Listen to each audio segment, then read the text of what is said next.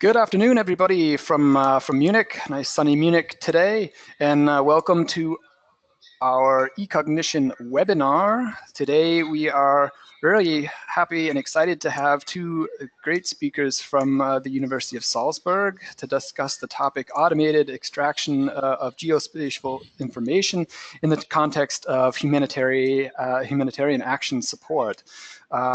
Today we have two speakers. We have Dr. Stefan Lang and Dr. Dirk Tiede, both from the University of Salzburg, the ZGIS Department for Geoinformatics. Just so we have some background on who's going to be presenting here.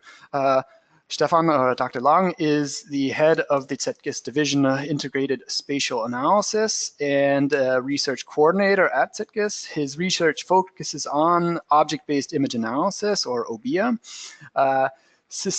systemic and hierarchical scale concepts, multi-source data integration, multi-dimensional and multi-scale analysis, as well as the validation and accuracy processes associated with these techniques. He's involved in several bilateral research and development agreements, and he and his team have developed a humanitarian information service, which we will learn about in this presentation, where they've worked closely with organizations such as Doctors Without Borders, SOS Children's Villages, and of course the Red Cross movement.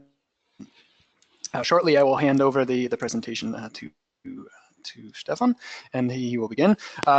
Also here we have Dr. Dirk Tiede. He is an assistant professor with the Department of Geoinformatics at ZGIS in Salzburg. And he is involved in a range of national and EU-funded research projects, also specializing in image analysis using of course, Earth observation or EO data, as well as object-based methodologies. And he is teaching several university-level courses to master's and PhD students, and is also a co-founder of some university spin-offs for spatial services. So both of you on the line, thank you very much for volunteering to present today. For any of those listening, everybody is in a listen-only mode for the presentation. That's not to say that you can't interact with us. If you have a question that comes up at any time during the presentation, please submit this via the question dialogue, and I will stop several times during this presentation and interrupt Stefan or Dirk politely, and we can discuss these questions. If your question does not get answered, I'm sure the presenters will include contact information, or if you want to contact after this presentation to learn more about the work they're doing at ZGIS, you will probably have that opportunity. That being said, oh, and I should mention this webinar is being recorded, so if anybody had to leave in early or joins late, you will find this webinar on the Trimble Geospatial Webinars archive several days after we complete this session. So keep that in mind. That being said, I will now hand over to Dr. Stefan Lang to make his presentation.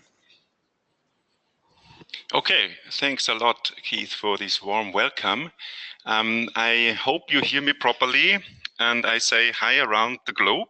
I mean, I know it's early morning in the western part and late evening in other parts of the world. We are just in the middle. We are very grateful to have this opportunity for this webinar, also as a kind of a follow-up to the article which has been recently featured in the Trimble Point of Beginning magazine and has been composed by John Stanmore. We're also grateful for that. I think it was kind of spreading the word in your community. I think the topic is very hot. It's about an issue of global concern.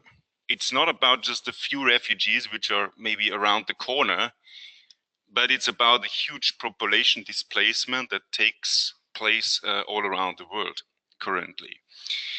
So before we go into that and we provide a little bit of background, I would like to briefly summarize the presentation of today, so how it will be structured. I will give you some background on the topic as such and on the work we are doing. Then I would hand over to Dirk Tiede, who will give you a live demonstration. And after that, we're going to summarize some of the technical discussion items that we have. And we are always happy, of course, to receive your feedback. As Keith said, in written form, we are trying to answer these as much as possible. But of course, we can also interact with each other later on. So let's go into the topic. Well, you see this figure here. So I've borrowed this from the UNHCR, which is the UN refugee agency. It says basically that 65 million people are on the run. So this is about 8 times the population of Austria, which is of course a small country on a global scale, but it is 1/5 of the population of the United States, people on the move. And of course not deliberately, but forced to move. The reasons are manifold, from natural disasters to all kinds of conflicts and protracted crises, often overlaid, reinforcing each other, and nowadays, of course, pushed even further by climate change. So, 65 million people on the run. The absolute minority manages to reach a safe haven and seek for asylum. We know also the death toll for this is high. The vast majority, however, stays within the country, displaced and not officially recorded by the UNHCR.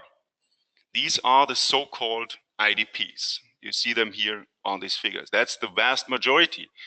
The little minority down at the bottom, which is basically represented by the feet of this man or woman here, are the asylum seekers. So where are all these millions of people? That's the question, which of course drives humanitarian organizations, such as Médecins Sans Frontières, Doctors Without Borders, and others. A large but difficult to quantify share of the displaced population lives in camp and other temporary settlements. As you can see here, a few figures, a few pictures of them. Here we find all kinds of different structures, ranging from tents provided by aid organizations to some makeshift huts using local material and their building traditions. But well, documenting such evolution from the ground is tricky, as you can imagine. Doing pictures here on the ground, you don't see far, and is of course not very effective. So how does it look like from above? We are all more or less remote sensing experts. We know how things would look from above, but I think it's impressive to see that anyway. So that's a village situation in Western Darfur in Sudan in the year 2002, recorded by a quick bird image. You see here 3 villages. Then the situation changed. Yeah. So that was in 2004. There were some IDP, some internally displaced people rushing into that area, seeking for shelters, and kind of a self-organizing effect led to these kind of early structures there. This is the situation a few years later. You see the camp growing. And this is now the situation in 2013. Yeah? So I think you will agree that this kind of growth is clearly visible and can be documented.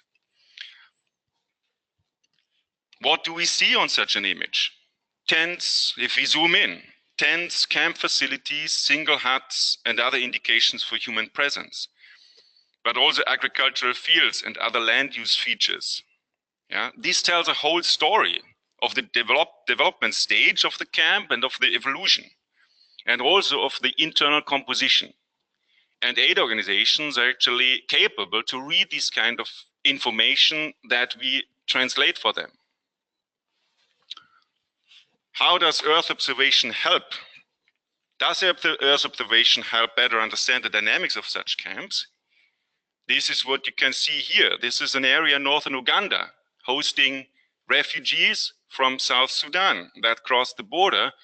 And Uganda is well known for a very, very open refugee policy, but they also reach their capabilities and limits and they start building refugees camps. And where do they do that? In the place, of course, where there's nothing else before. This is a matter of a couple of weeks. You know, this is not recorded immediately in any of the globe browsers or other publicly available information. This is very recent and actual.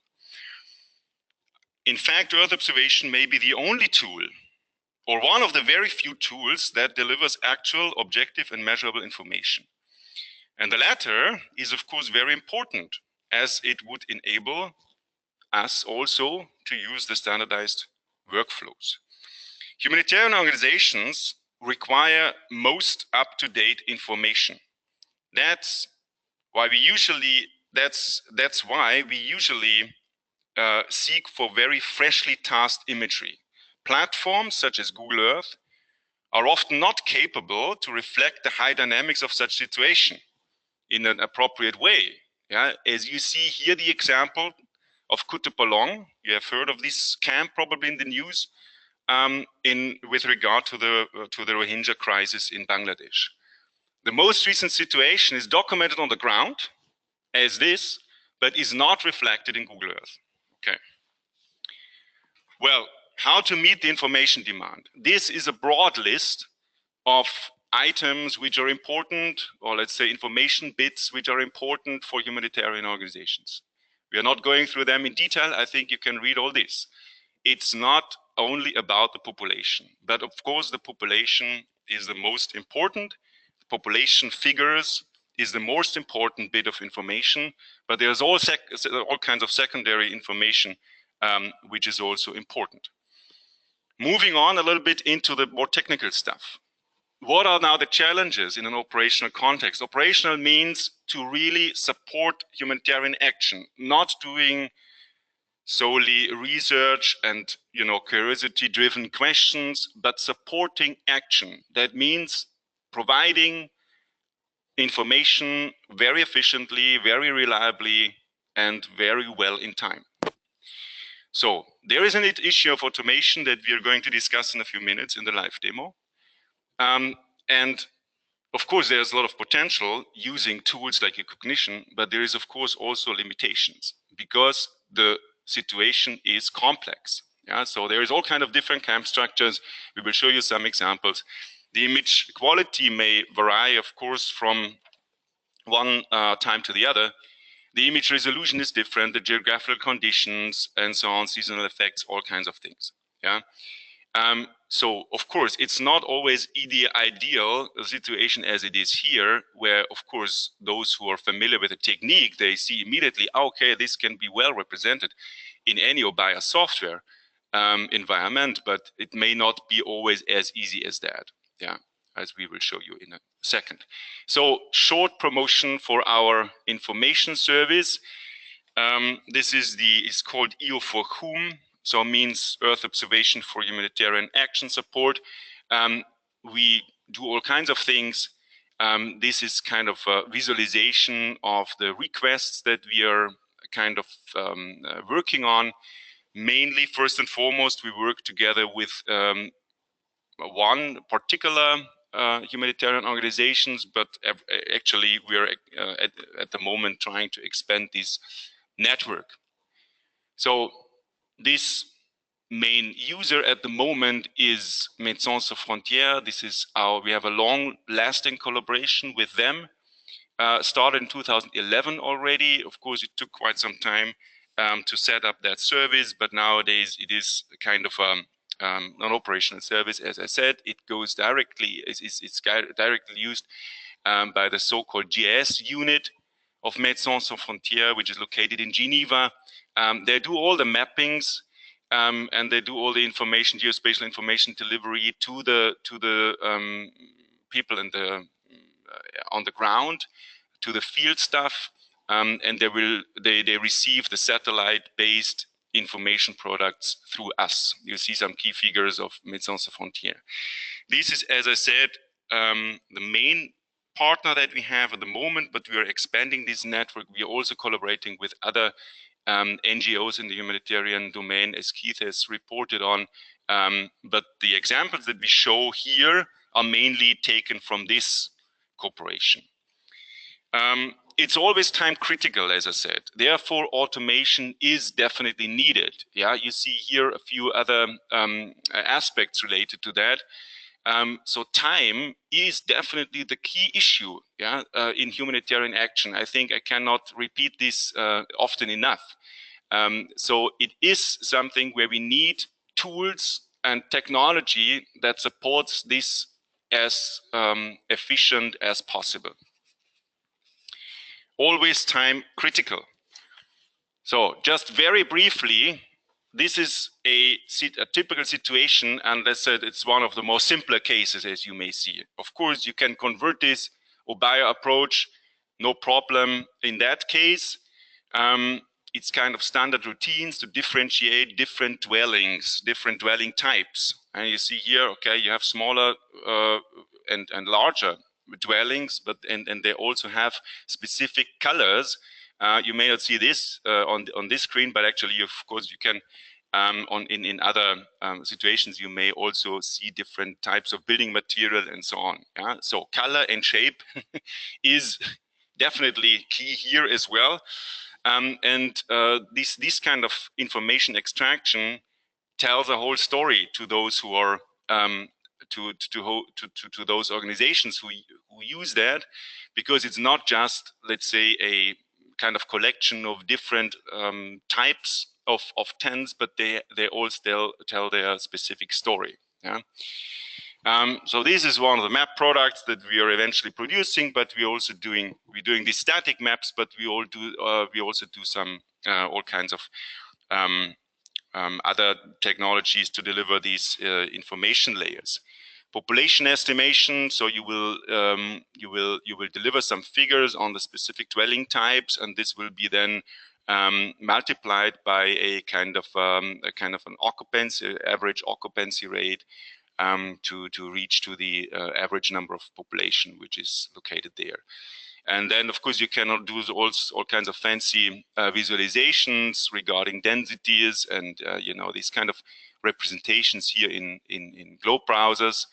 And then you can also do more analytical products like change detection products that would compare to time slices, and you see the evolvement of a camp. And that's very important.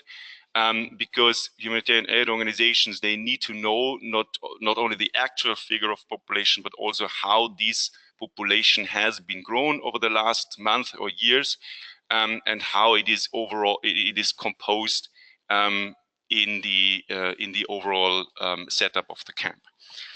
Okay, so that's all for the moment as an introduction. I try now to, or not I, but Keith, I would like to ask you to switch to Dirk now for the demonstration. Sure, thank you very much, Stefan. I'm going to give Dirk the control here to start demonstrating some things live within eCognition. And we should see his screen pop up in just a minute. If there are any questions, again, please feel free to use the question dialogue, and we can answer those at any time during this presentation. So Dirk, okay. All to you now. Okay, hello everyone from my side. I want to try to give some demo without crashing my computer. I hope that will work. I will present first a very simple ideal case for fully automated extraction of such dwellings. Then I will try to show you a upscaling of the approach to a larger area. That is a recorded thing because I did that on a different computer. And third part of the demo will be to show you a hybrid approach where we try to create some application to support experts in interpretation and manual mapping, also with an object-based approach. So if you have a look at my screen, that's eCognition developer. That's a small subset of a refugee camp not existing anymore in Tanzania called Lukole. You see here, if I zoom in a bit, these dwellings in the very bright color, some smaller ones and some larger ones in the middle. We see here a false color infrared combination. So the vegetation pops up in red. And I will guide you to a very, very small rule set to bring in some knowledge into the system to extract this information in a hopefully automated manner. Typically, we start with the segmentation. In the case of a refugee camp, you can imagine we need to get the single dwelling. So usually it's recommended to do rather an over segmentation than an under segmentation. It's easier to merge later on some segments instead of dividing them further. If we execute that, most of you are aware of that, we have to wait some seconds to see initial objects and their specific features. Okay, so that's the initial segmentation. You see that the smaller dwellings are quite well represented here, usually a single object, that's the ideal case, but we also can deal here with some larger objects which are not really delineating the perfect shape of the dwellings, but that we can overcome later on in the classification process. Based on these initial objects, we start with the classification. So if you look into that rule set, it usually works in a procedural order, so like a small programming language. And we start to define some candidates for dwellings where I use very basic NDVI to get rid of the vegetation. You see that in green now. And then we use a feature called mean difference to darker neighbors. So it's a relative feature. So we try to avoid more or less absolute values to make it more transferable. So if we look for mean difference to darker neighbors, we can extract these bright dwellings which are darker surrounding quite easily. So if I execute that, you see in yellow that more or less most of these dwellings are now in yellow and classified as dwelling candidates. You will also see that we have some false positives here. If we look here at the street in the northeastern part, you see some trucks which are classified as candidates, but we can deal with that later on. The next step is that we make use of object-based information and features, so we can merge the candidate dwellings, so I get rid of all the perfectly delineated objects and get more or less here much nicer shapes for these larger dwellings. And if I have done that, I can use real measurements like size of dwellings to differentiate later into huts, smaller huts, or larger huts. I use also a compactness measure to get rid of more elongated, not correctly classified areas. And at the end, we can also mask out all the rest of the image, and we come up with such a example of extracted dwellings. You see, it's a very simple example, but it's a didactical one to show you how we can scale that to a larger area. Nevertheless, also here we can do some post-processing to improve the results. The first one is a very simple outlier detection where we make again use of non-topological relationships and density. So if we look into a typical camp structure, we can assume that a single dwelling is not alone. Only if in the surrounding is a certain density of dwellings, we consider that as camp. We can make use of that, and you will see for the outliers in the north that we can detect them by using such a density extraction. So this is now classified as outlier and not taken into consideration. As you have seen from Stefan's presentation, we usually use the initial step, selecting all the dwellings, for example, for population estimation in such camps, but we also deliver information products which build upon that. We can also do that in an environment like eCognition.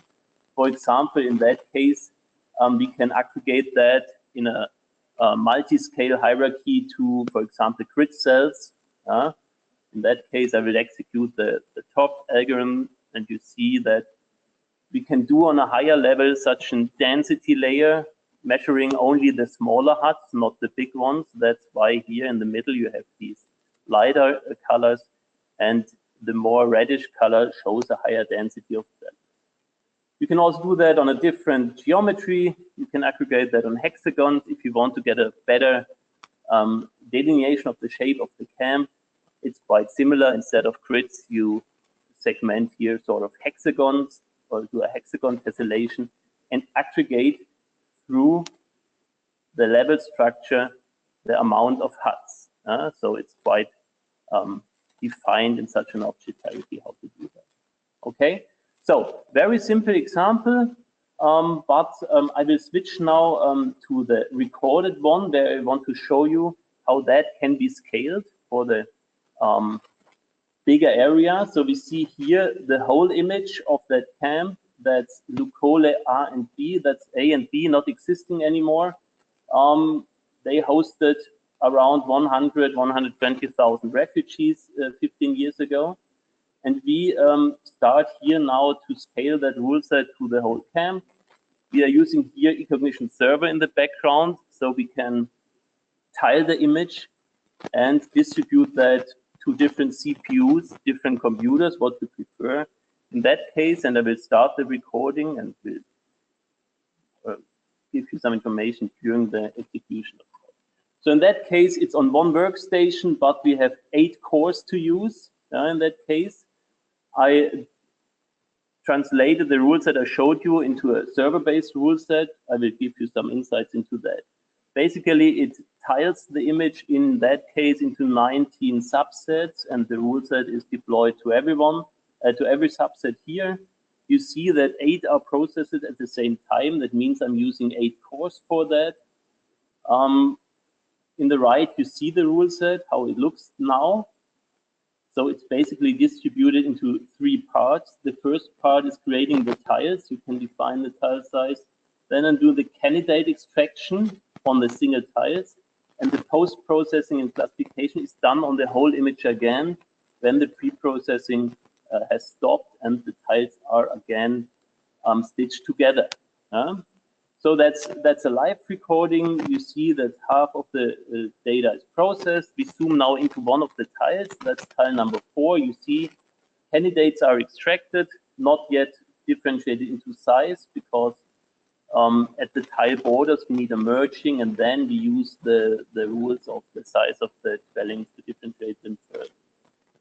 So now all the tiles are processed and the main project is stitched together. So you see now the extraction for the whole 2 camps. That's again the density map.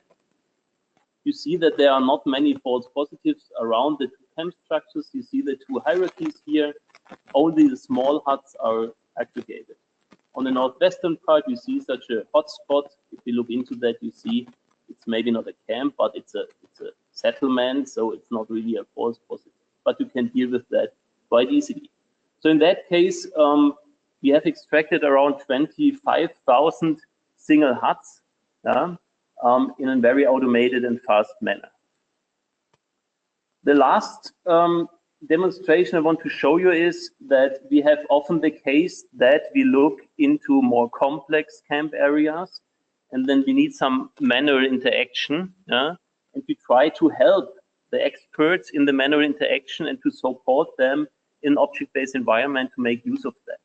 For that, we created an app, so a graphical user interface in eCognition, so that the user has not to deal with the complex rule set.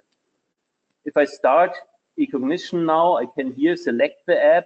If you install that on your computer, it's basically in the background a big rule set, but in the foreground, the user has only or sees mainly this graphical user interface. In that case, there are 6 different segments. At the beginning, the segmentation part, then candidate classification, then a refined classification, a manual review of the classification with interaction mode, and then some post-processing things in the image. For the demo, I load a subset of an image, so not a complete one, otherwise it would need too much time. That's the Camp Minavao in Cameroon. You have seen some screenshots in the presentation of Stefan already. If I switch to visible color mode, you see that here we have mainly 3 different types of dwellings. in that case, so the rectangular larger ones, rectangular smaller ones. We have here some drop-shaped dwellings. That's a typical tent structure. And in the southwestern part, you see these large dwellings, which are usually camp facilities, like this here. Okay, we start as always with a segmentation, but instead that you have to deal with the rule set, you can use here some basic parameter description. So use a scale parameter, shape and compactness as always. I explained that earlier. Use a smaller one to get an over segmentation. That's better in the case to extract the single dwellings later on. For that image where we have a 0.5 meter pixel size, it needs around half a minute, 30 seconds to create the segments. You see that here. If you look for the smaller ones, they are quite well delineated. That's good. Here for the drop shape, that's not perfect, but we can deal with that later on. And also for the large dwellings down here, we have to think of later. Okay, the next step is the classification phase 1. So dwelling candidates. Here we support the experts, the manual experts in interpretation, by selecting some predefined features. Usually we use features which use context. So are the neighboring objects darker or brighter or whatever? So for example, that is now only visible brightness. We can distinguish some of the tents, and you can look into that. What is the actual value of that feature per object? And what's the difference to the surrounding? In that case, a bit better works, for example, contrast to neighbor object. If you look into that, you see that these bright objects have quite different values to the surrounding. So the user can now define a threshold, how to define the initial candidates. For example, I start with a quite low value, and you will see that on the right we have a first estimation of candidates, which is not very good. Okay, so we have redo that, but that's quite easy. Just change the value. 65, I checked that before, works quite well here. And you see now on the screen that the dwellings are separated quite well, that the candidates are selected in a quite good manner. Here we have to deal with some problems, but that we can do in the manual refinement later on. I merge these dwellings based on the initial candidates and go to the classification phase 2. In that case, because we are not only limited to whatever 2 classes or less or always the same one, here we implemented some machine learning classifiers so that the user can select some samples. The idea here is that the sampling is only done on the candidates. Only these are taken into consideration, and that makes it quite convenient to only select a few dwellings as samples, which is enough, you will see, for such an initial classification. So I select here, for example, rectangular shaped dwellings, and I will take some of them as samples. Maybe I have to refine that later on, but let's start with a quite small set of samples. Next one is the drop-shaped dwellings. We can also expand the possible classes to an unlimited number if that is needed. So these are some samples for the drop-shaped tents. And here, let's have a look at these larger ones. In the background, we now use features, not only spectral ones, but also form features. That's important to differentiate between the rectangular and the drop-shaped dwellings. That is usually you cannot do in any pixel-based environment. So if we start here, for example, support vector machine classifier in the background with standard values, we immediately see that the very small amount of samples help quite well to extract here the rectangular ones, here the drop-shaped dwellings, and in the lower area the larger ones. Here we have some misclassifications, but we can redo some sampling here. For example, I add 2 samples, redo that classification, and you see immediately that it works quite well. If we have some outliers, we can do that in the later classification stage. Okay, the next one is now really the manual interaction, so you can turn that on or off, whatever you want.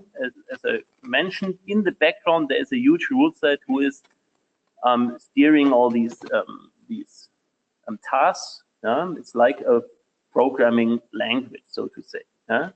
Here we have the possibility to select different classes, classify them manually, do some polygon cutting or merging, whatever we need. And we also integrated some more automated support for the interpretation. So for example, if I want to redo here the classification of these larger dwellings, I can classify them if you want to, so to make them complete. Or if I'm not satisfied with the delineation, I can select the objects. I can split the objects. They are now back on pixel mode, so to say. You see that here and not classified anymore. And what we try to implement, that's in beta status, so to say, but we are working on that, is, for example, such a growing seed methodology, so that the interpreter only clicks on a pixel within such a dwelling, and the algorithm tries to delineate the dwelling automatically. So for example, in that case, we use that, we click into one of these dwellings, you see that in a certain defined surrounding, private dwellings are automatically delineated. I try to do that here for all the larger buildings.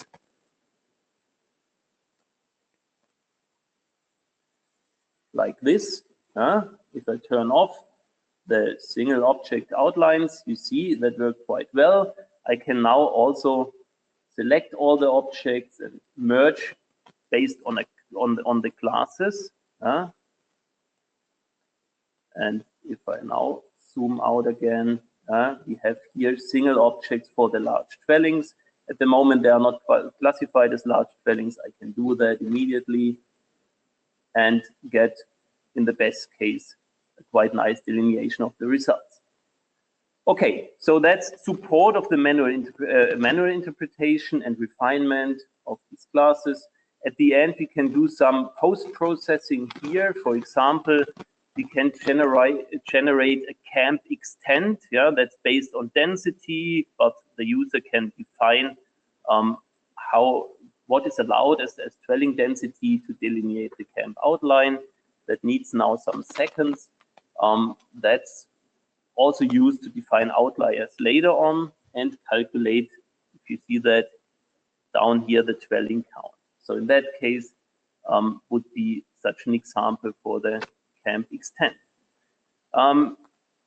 Here in that case, if you look onto the figures on the left, we extracted 550 drop shape camps, almost 2,000 rectangular ones, and 45 larger ones. The final step here is the export data and post-processing steps. You can export whatever you want, so all the classes, but also the properties of the classes, the features, the size, the neighbors, and so on, whatever you need. What we also implemented here, again, in the beta status, is the generalization of the dwellings. So for some tasks, we need a better shaped result for the especially rectangular dwellings. So if the NGOs are expecting a rectangular dwelling, then it should be rectangular and not rasterized. We try to do that here with such an orthogonalization step, but that's only applied for the rectangular ones, not for the drop shape, because the drop shape has its name from the specific shape. So it would be not very intelligent to do their orthogonalization. Okay, let's wait some more seconds. That's okay, it's now finished. If I zoom into that, you can see that now these shapes are quite nice compared to the, if you look into the original classification, the rasterization, so that we can, if we want to, export these rectangular shaped. Okay, that was it. I'm not sure if there are some questions. I have to look into that chat. window, but I don't see. I have the question window here. Okay. There are some good questions I've been answering. Some of them, one was particularly in reference to the hexagon segmentation. And correct me if I'm wrong, this was a customized segmentation approach developed by Zetgis. And I believe it's actually available in the eCognition community for free. So if you're interested, go into the community, simply search for hexagon, and you will you'll find this link. That being said, one question here that we have is what type of data is best for this type of analysis in terms of resolution, spatial resolution, or spectral resolution? What is say the best data source, or what are some of the data sources that you're using? The first example I've shown, that was Iconos with 1 meter. That is, it should be usually at least 1 meter or better for these type of analysis. What we also try to do is overall camp analysis on Sentinel-2 data, but then we are looking only for camp outlines and not for single dwellings. So single dwellings, very high resolution data. To mention a few of the sensors at the moment, that's especially Worldview 2, Worldview 3, that is Pleiades data. These are the satellites we are using or tasking for our camps. Spectral resolution we use, so usually at least 4 multispectral bands. It's very, very good to have the near infrared, because if you are in these areas in Africa and you have to delineate also dark huts or something like that, it can be easily misclassified with bushes or something like that. There are also some papers out there that if you have access to 8 bands, Worldview 2, or even more in Worldview 3, for some dwelling types, the coastal blue channel, for example, is quite well suited, but usually we rely on at least 4 multispectral bands, RGB and near infrared. Great, excellent. Another question that came in earlier was whether you or we can speak about maybe some indirectly related to some of the work you've been doing here, or also to what extent are you maybe looking at road infrastructure that's around or in these camps, and what are some of the challenges that you may have in identifying such road infrastructure? You know, early on you showed a vehicle that was classified on the road surface. Do you have experience in looking at the road infrastructure itself within eCognition? We are not doing especially road infrastructure extraction, so I'm also not an expert in that. Yeah, I mean, if you have these IDP camps, usually the road infrastructure is a bit underdeveloped. Yeah? If we have real refugee camps, yeah, usually you have in a very early stage of these camps already some OpenStreetMap mapping from the humanitarian community to integrate these streets. We are not focusing mainly on that. What we are doing sometimes is that we are looking on geological things, yeah, for example, to improving water resource management in such camps, but not on streets in detail. Great. I know from some of the work done here and internally in the eCognition offices in terms of looking at road infrastructure, that we've looked at different techniques on classifying roads.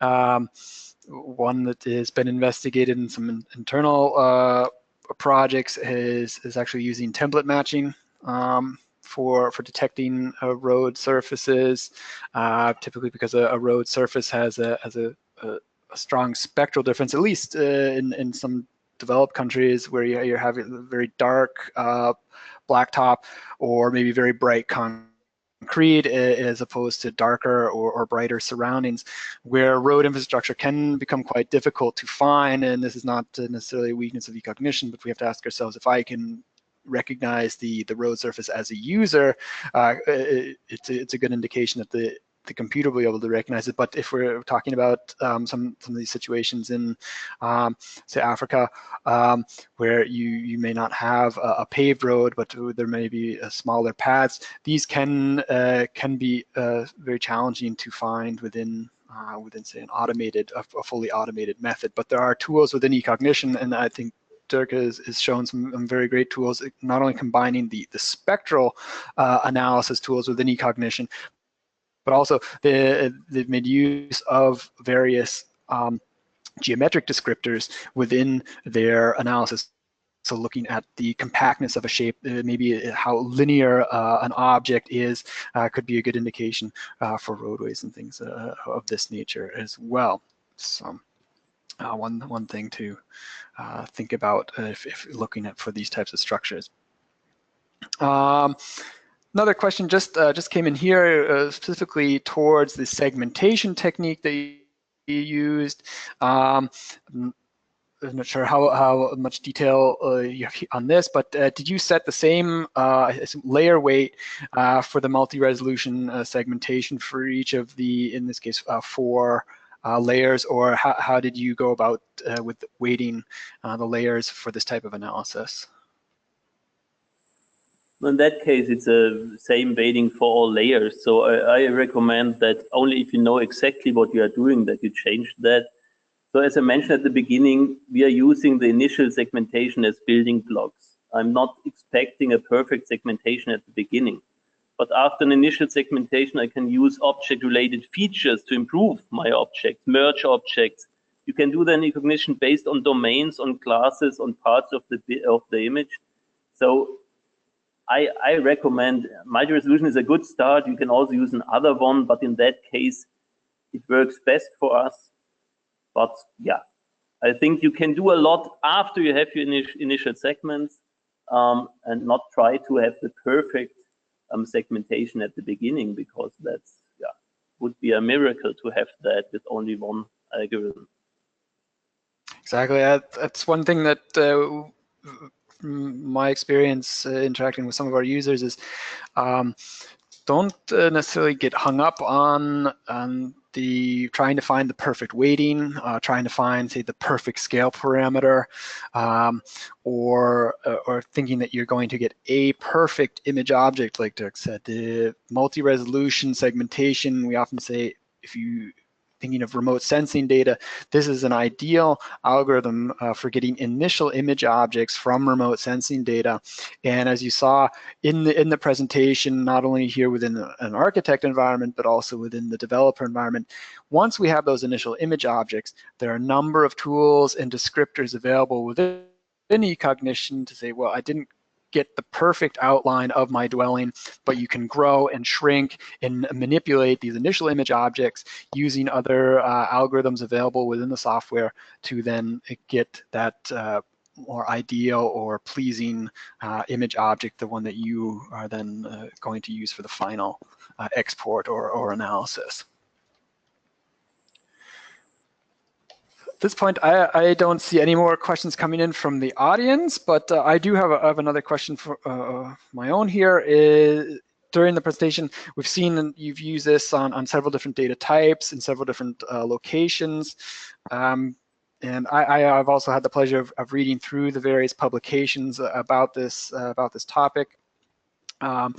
There is a lot of material out there on this topic. Another publication will be coming out soon on the work done by Dirk and Stefan.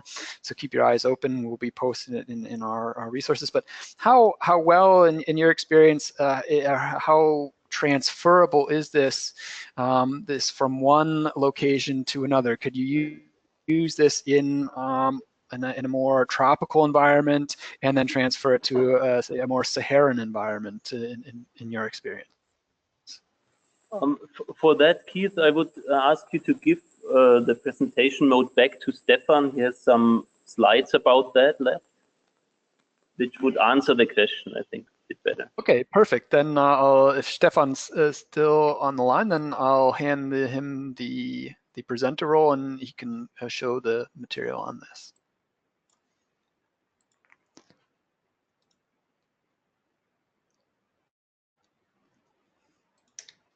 Stefan, we can see your screen now, so all set.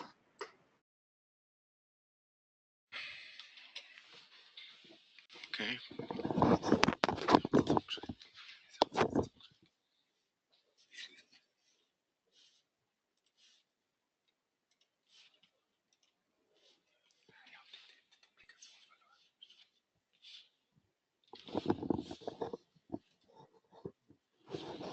Okay, should be ready now. Okay, sorry. I just lost the duplication of my screen. Okay, is it fine now? Yeah. So thanks for the questions. I mean, and also thanks for assisting us in answering them. This is a graphic that would illustrate a little bit what we would reply to your question. So it depends, as many things in our lives. And in our case, transferability very much depends on the complexity of the situations. Of course, if we reduce our analysis to let's say the simple cases in terms of image of automation, automated image analysis and object extraction, then we could claim that is super transferable. But the world is not as this, you know. I mean, of course, if we have a situation, and it also refers to the examples that we were showing, because it works well there, but as soon as it gets more complex and you have all kinds of interacting features there where even a human eye has a problem to identify the appropriate structures, then of course also the algorithm would come to the limit. As we all know, I mean, eCognition is a super tool, but it's not magic. Yeah? So it hardly exceeds the human eye in capabilities that refers to structure and aggregated features. So it depends very much on that. We use what we call a master rule set that in a minute, I also have one slide on that. That is kind of let's say a reference rule set that we can adapt to the specific situations, and the level of adaptation and the depth of adaptation is of course depending on the complexity. Does this answer your question? Yes, I think this does a good job of answering the question. Okay. Then is it, if it's okay for you, I would suggest we go briefly through the set of remaining 4 to 5 slides as a kind of a wrap up or a zoom out, and then of course we can continue with the questions. Is that all right? That is fine by me. Yep, go ahead. Okay. Yeah, because I have to go to my lecture and Dirk is still around then. Yeah. So this is just a few examples that will underline the issue that I was just talking about. I mean, look at this image. I mean, and trust your eyes. What do you see? The closer you look, the less you see. You have the feeling, okay, you get completely crazy about it. And this is, of course, this is the challenge we have to face. And this is not just a case. I mean, that would be, let's say, even more the average case as the other ones. Yeah? This is, of course, well structured. This is a UN protected site, you know, a POC site, where, of course, it was well planned and they use standard sizes and standard distances. Yeah? In this case, eCognition will rule. And of course, obviously, all other object-based image analysis which use, let's say, standard region-based growth or region-growing algorithm, because there was also the questions which software we are using. Obviously, in this webinar, we are promoting our experience with eCognition, but of course, there's other software out there as well. This is another case where in an urban setting, refugee or IDP camps are emerging, and you see small little tiny structures intermingling with all other things. And the question is, of course, I mean, so how do we get along with that? More regular structures down here, more irregular ones up there, and a few others. This again, an example for a very distinct case where, of course, automated analysis, as Dirk has shown it, also including the shape optimizer and so on, would do a very, very good job. All right, so this is just four items that we're currently working on, let's say, in the methodological point of view. I've mentioned this master rule set. but there's all kind of, let's say, aggregation options that we are also using, as Dirk has reported, in particular when it's about information delivery. Yeah, you all know, of course, extraction is one thing, but if we have 100,000 points on a map, no one can read that. So the information amount is zero. Yeah, so we have, of course, to use other information aggregation and communication techniques, also cartographic principles, to convey this information also in a very efficient way. Also, we're using template matching in an exploratory study. We are now investigating CNN technology. So, you know, working on machine learning algorithms, combining these with rule-based approaches, and let's say taking the best of two worlds. So this master rule set we're applying, as you see here, let's say, for example, for time series analysis. Obviously, if you have the same sensor covering the same camp with a certain time lapse, then these algorithms work quite well, even though you may experience some, let's say, atmospheric conditions which differ. But usually this is quite robust. While, of course, if you have a mix-up of sensors, we had the shift, for example, from Worldview 2, and then Pleiad came in. So, of course, these characteristics of the sensors are all different. So you may have to adjust these rules at one or the other time. Now, this is an example for this kind of aggregation strategies, approaches that we're using. And you see, you can also, of course, analyze different time stacks or different representations of the camps, and doing these kind of surrounding analysis, shares of different features within these circle sectors, and so on and so forth. So this is just an illustration. You may read through the publications if you're interested. Of course, you can also always contact us. Coming to the end, we would like to emphasize in the end that, as a kind of a take-home message, that we are actually very much supportive of what we would call a hybrid approach. So combining automated and manual mapping. You know, we are aware that automation, that capabilities of object-based software solutions are not.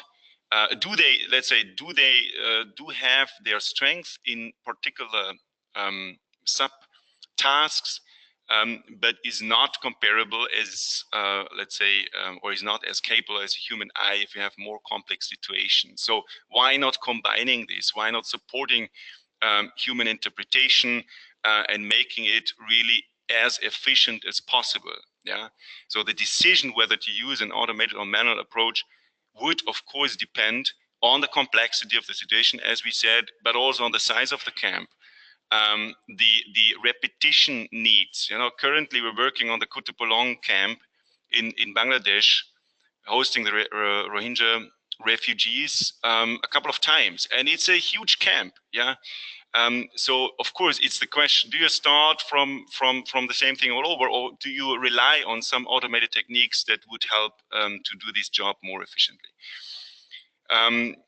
Automation indeed can be scaled according to the amount of features to extract and the complexity of the situation, ultimately to provide reliable results in an operational context, meaning well in time, supporting the needs of these humanitarian organizations, and for sure of the human lives in the end.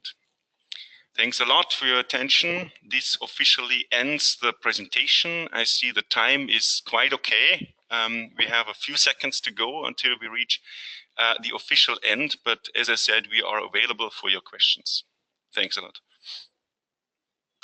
Thank you very much, Stefan and Dirk. And just a few questions came in here at the end. One is, how is EO4HUM funded?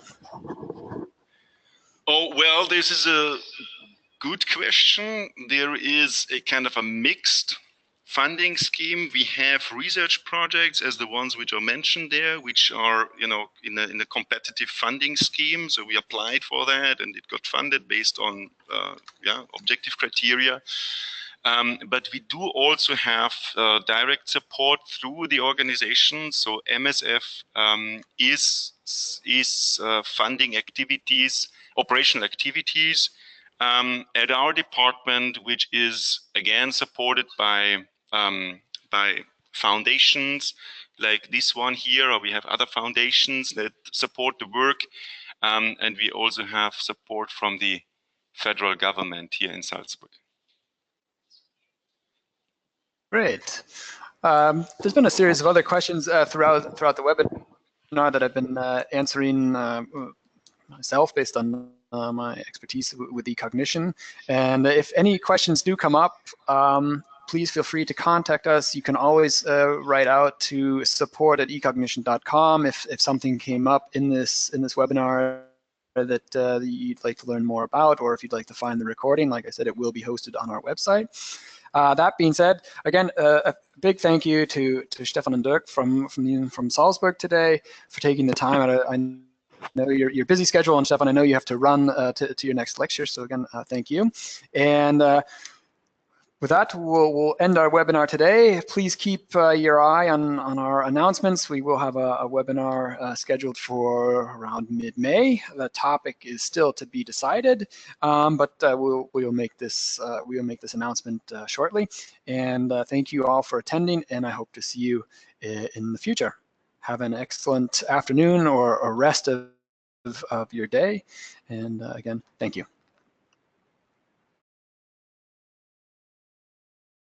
Thank you.